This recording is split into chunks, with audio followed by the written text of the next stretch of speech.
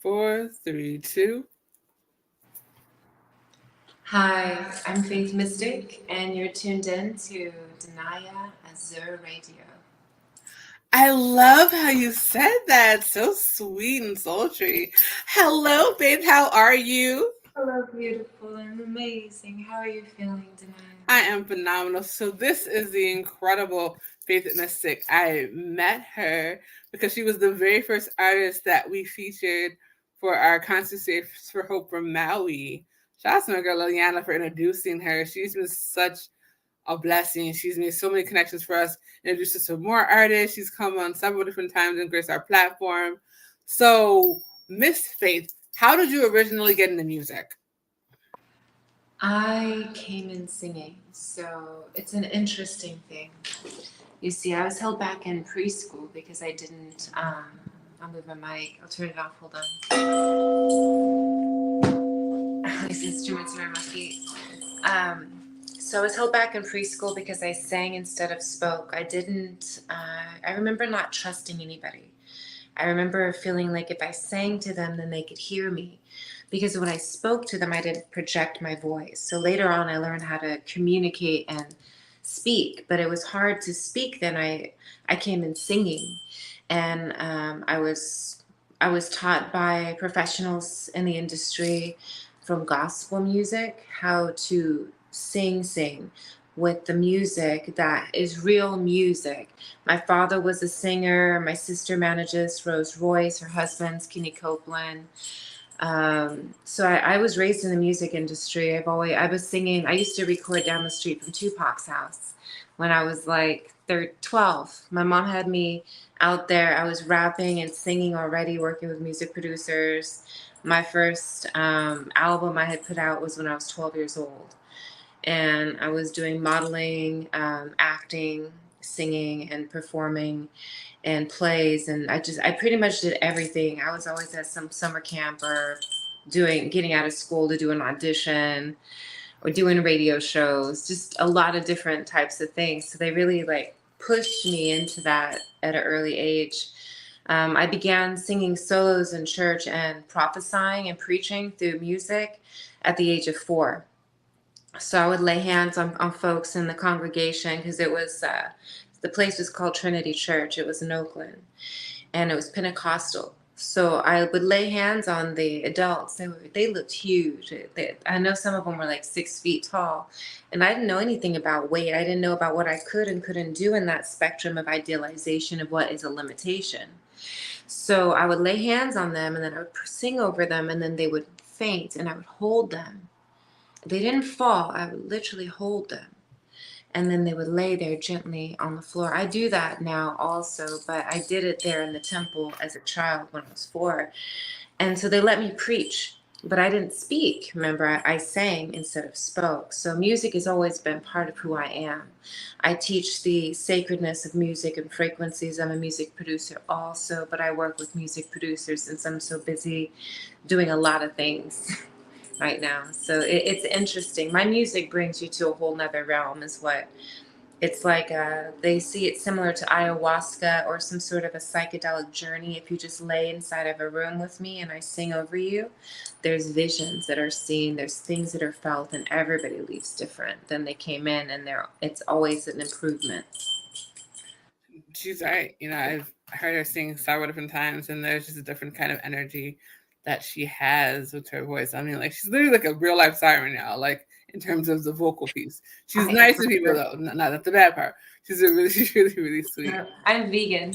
I I don't love like any other it. energy. I'm a purist, so I'm like, ooh, like I think celibacy is important unless you have somebody who you're supposed to be with. And I'm a purist. I am when it comes to energy. If you want to hug me, you better not try and pour your energy into me if you want to hug me. People who Mm. try to hug me and they're trying to pour that into me, I'm like, whoa, whoa, I already got enough energy in me. And there are vampires who come around, and I have to be really careful. That's why I wear so much, because it keeps me locked in and protected from them, who be succubusing. Some of that, they can't mess with me now. So it's really protected me from that. with my flame, with my light, with my purpose, so I can really focus on who I'm helping when I'm helping them, and then help myself too, because I cannot go through getting drained by others when I gotta be, I'm a parent too. It's so selfish of them. So I think everybody needs to learn how to protect themselves from those types of beings. Absolutely.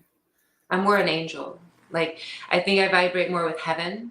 Like, I realized I came in multiple incarnations as multiple species, and that's why I'm so well integrated, and my blood types and my bloodlines are very expanded, because it's not about a limitation of specific breeds, it's or specific beliefs.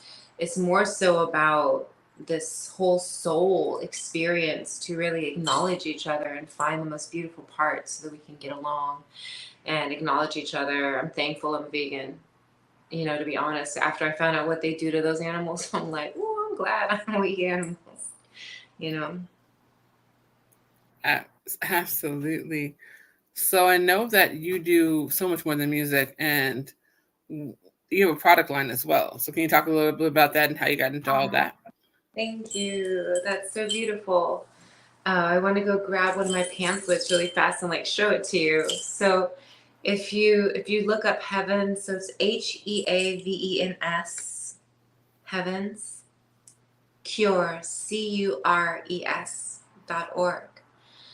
I began early on. As a child, I would go gather dandelions. I'd eat them. I would eat roses. I just naturally knew we have a full garden. It's like always important for us to have gardens near us, and I'm one who taught my children how to gather. So I started early on gathering the herbs, the that which grows naturally. And back then they didn't have internet. We didn't have the books on it either. But my brother, my half brother Eugene Senior now, because my father's transformed. He's over in the south. And Eugene said that our grandma, who's very, very, I think she's Mayan, part of the India, from like India, and then French, and I think that it's either Kenyan or um, one of the, or not, is it Niger? No, it's Congo. I think my father is the Congo, actually. Sorry, from his dad. But there's like, there's so much that happened there in the deep south. And my grandma studied the herbs and the plant medicine remedies, solutions, and did not teach me about them. Maybe just from being around her in the summers and having her tinctures and elixirs, that I was able to see that and comprehend that and digest that.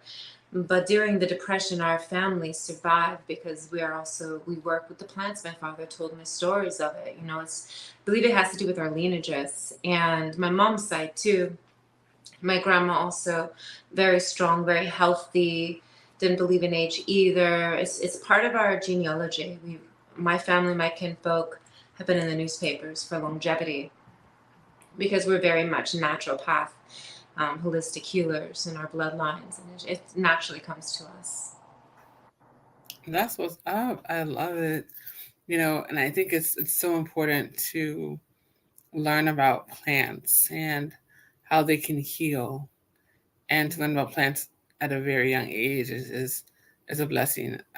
I'm glad that more kids are able to learn about gardening and you know When I got married, my husband, I did have flying ointments, tincture. So I specialize in cures.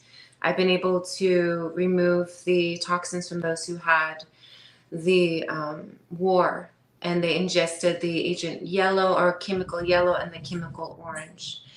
And there are different gases that were shot out during different moments. Vietnam was different than the one from W2. I was able to heal my father from the one from W2. My father was a sergeant. He went there to avoid getting arrested at 16, and he was tired of his mom, and he was able to get in. And my father was, very top of the line. He was the first of African descent to be in an all-white platoon as a 81st Airborne, and the other ones in his unit died because they put them on the front line. My father was also the first who's African descent to be a boss of Caucasians in America. That's my dad.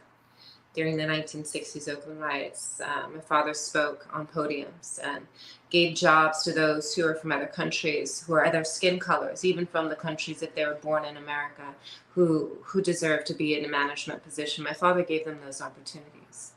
So I come from a very strong line of focus, but I had to heal him. I had to heal some veteran from Vietnam from their lung diseases, and it succeeded.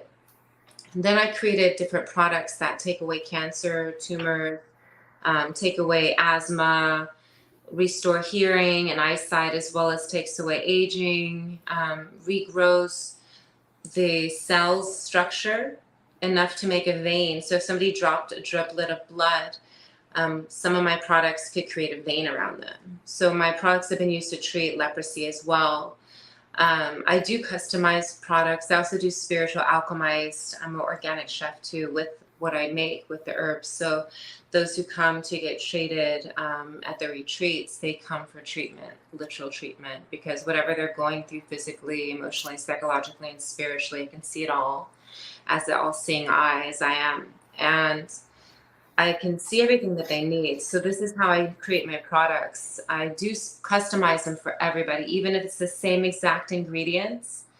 I will communicate with them that I acknowledge that they need what I'm creating, and then I will do exactly what's necessary to make sure that it's going to help them. And that's not the greatest business plan for some beings, because I decide I'd rather cure them than have them keep coming back for more, like a little rat in a freaking cage, you know? You Mm-hmm. can have a puff of something that, oh, let me go get some more until it makes you feel better. No, you got to do it to make it work.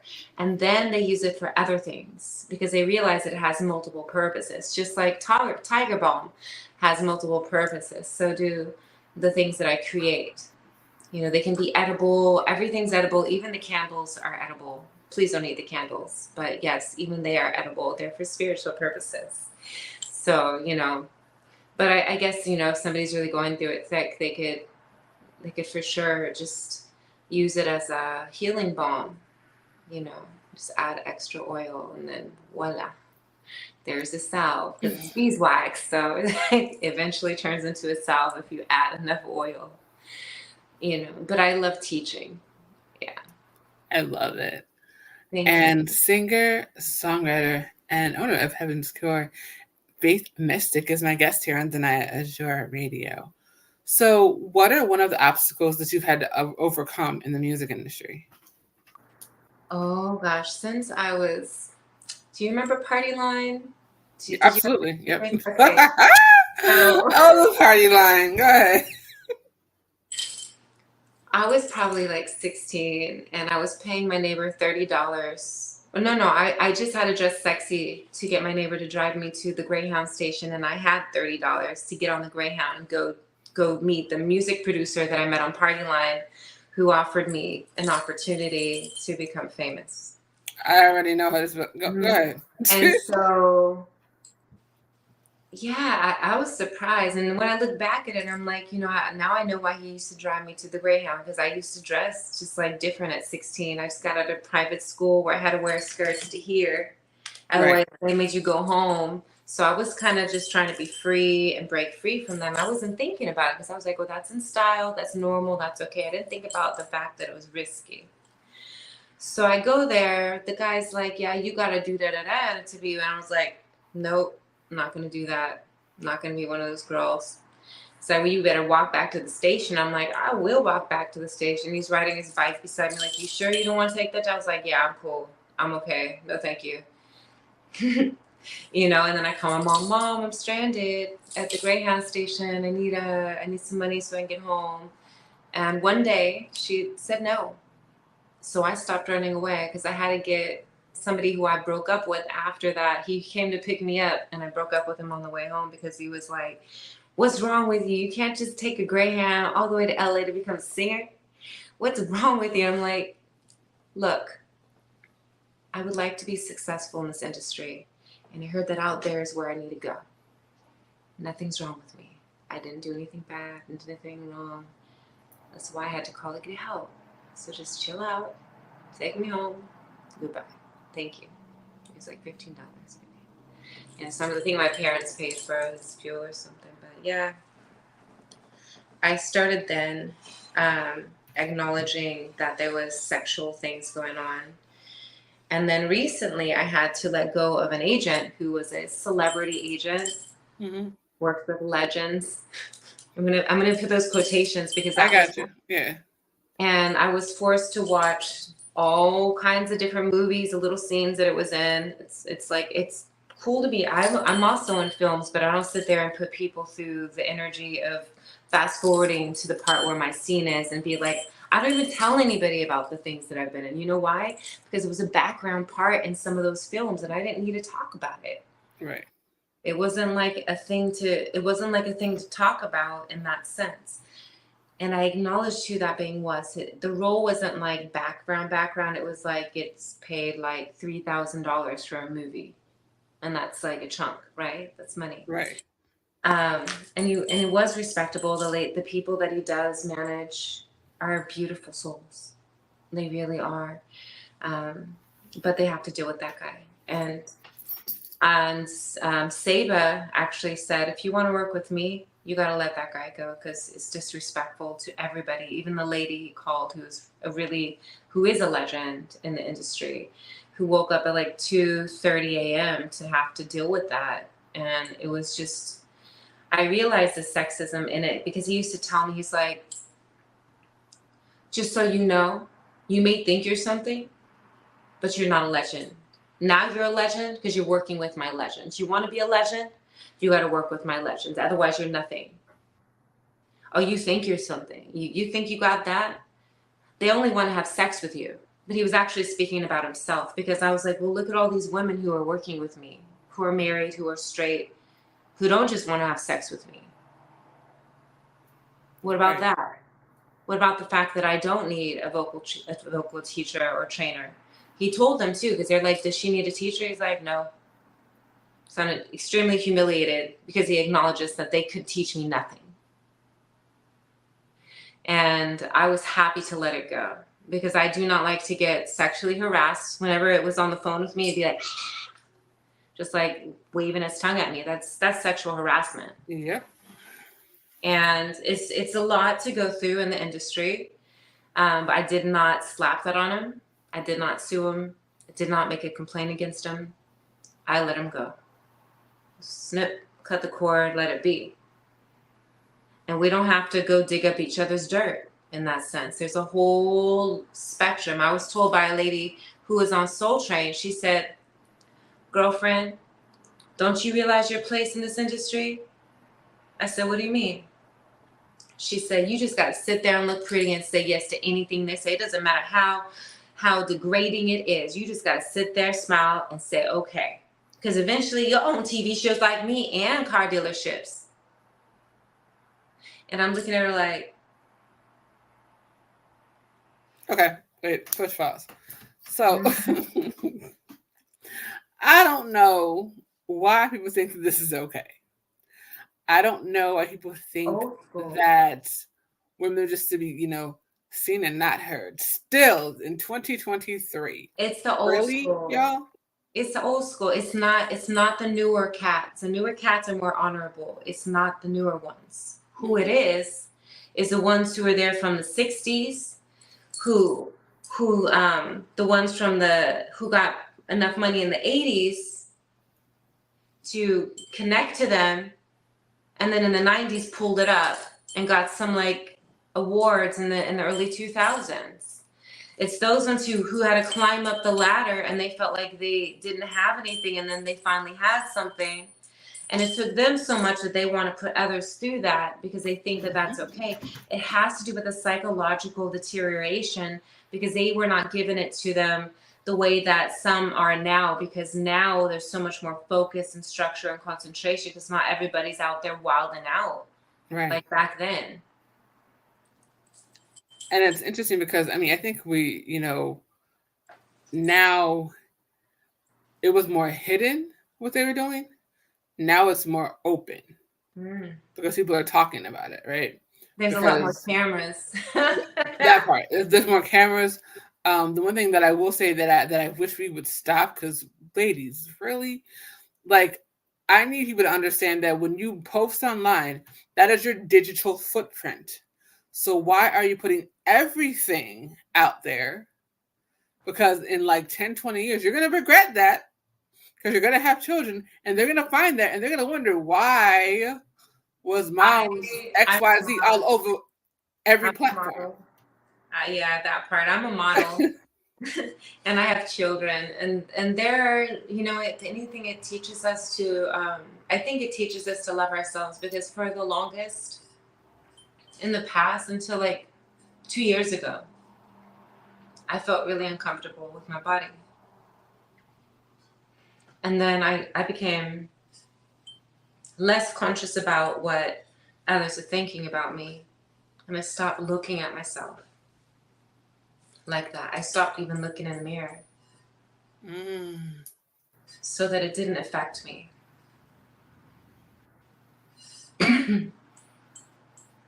But I'm not gonna lie, I do edit my videos, my photos.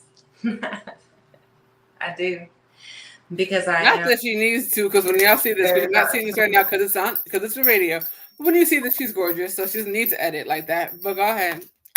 No, I feel like each of us have parts of us that we want to edit, and I think that helps us improve who we are as beings. Um, I acknowledge that we each also have physical things that we're working through. So finding ways to just make our bodies feel comfortable, yeah, are ways to strengthen it. And I noticed that when I stopped caring and I just started to embrace the feeling, that if maybe my back was starting to ache, then I would just start doing like exercises to strengthen my wings and move around that energy, so it's not just built up, because that built up causes us to walk different if we're not conscious of what hurts and why does it hurt and where does it feel at.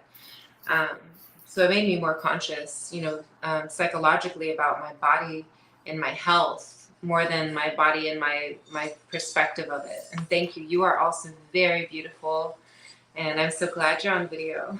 Thank you. Some days you're like just a voice, and then hope for Yeah, Maui. typically. Don't be just a voice. Where are you? Definitely, definitely. What is the one thing that you wish to accomplish with your music? To save as many souls, hearts, and vessels as possible, to create the integration of what could be seen as heaven on earth. Green planet, blue waters, no plastic, creatures that disintegrated, which is true. We have the fungus, we have also worms, other types of creatures have been able to successfully eat away at the plastic and dissolve You're good. You're back. without a negative side effect. And I believe that there's a possibility of healing that can happen. Yeah, through everything that I intentionally create, through the songs, through the words, through who's present. Like even during concerts, I might change the frequency based on who's present, because I can harmonize, and it's like a playground. Music is like a playground of sound for me. I can see what notes can create certain consciousness awakening inside the brain and inside the heart.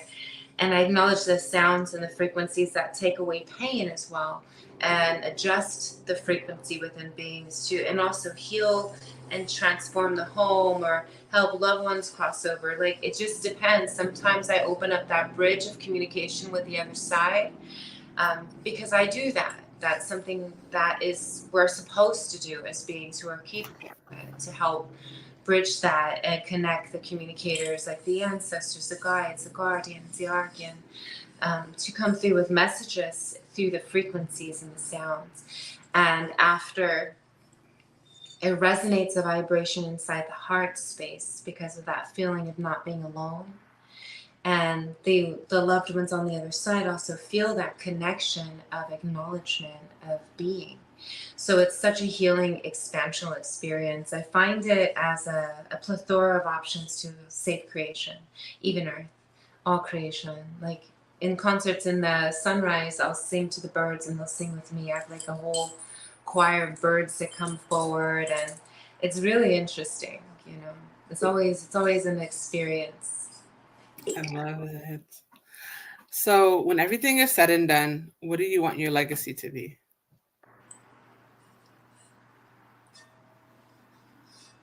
When you asked, I saw in giant letters love, which is hope. Hope is a heavenly love. Hope is one that is beyond measure, beyond comparison, beyond judging. It's one that has to do with the beginning of the essence of life, the core of creation, which is the light within the soul. And that, dear loved one, is the key to erase the illusion of segregations, of limitations, of differences, to integrate the consciousness of soul, and that each soul glows light, and each soul, as Ohana has once connected all of the souls as a sea of souls, one, and then bursts of life expanded, created. So that reuniting of one tribe that is successful in all of the locations that I create to do this are sustainable with the pureness of hope and us. Absolutely. Go ahead and tell everyone where they can find you, follow you, and most importantly, book you. Oh, thank you. Okay, so if you look up Faith Mystic in any and all social media measures and mediums, you will find me. Um, that's everywhere on TikTok, on Facebook, on what is the other one? The X. Right. Yeah. I call it Twitter still. Look, Okay, it's Twitter. Twitter. So further notice. Good. Um, and then also there's SoundCloud. I have, if you look into Spotify, Amazon, other places, you just look up my name. You'll be able to find different records and albums that I have with multiple collaborations. I'm a global recording artist, so if you look up my name, you'll find a lot of platforms that have my music and my collaborations on, or you can follow me on Instagram and Facebook, where I post a lot at, as well as TikTok. I do post there, as well as my LinkedIn is pretty interesting. It'd be nice to collaborate if you want to collaborate with me there. And I do have Agape Care Wellness. That is for the global relief project that I've created. And I have over 500,000 acres of land that we are looking for funding to build on right now, or volunteers to help us build the Earth in Hand container locations, which are weatherproof, that we're working on. And if you're interested to know where these locations are and where you could be helping at, we also have to do a background check to make sure that everyone's okay to go there. So make sure that you have a clean record. Thank you. Um, Also, wesustainall.org is for the hospitals and the locations that we are functioning with, the volunteer programs to offer the products that I create with Heaven's Cures to those without shelter, those in hospitals who seek holistic wellness options. I'm working on growing gardens in those areas with what grows there naturally, so that we don't have to outsource. We can insource for them and teach them what grows there naturally. faith-mystic.com is my website for my music page. Heavenscures.org is my company to look up my products that I've created as well. And Hope for Maui is a huge one. That's HOPE 4 Maui.org, that we're raising funds to get housing to those who are in Lahaina and help create structures that are sustainable, that can be also transported if needed be. Also HHH, Hungry Hawaiians. It's amazing what they're doing there with the food. If you'd like to look that up on Hope for Maui, you could find that. And what else do I have? You know, I have a lot. I have a lot of music online. I have a band camp. I have a Reverb Nation.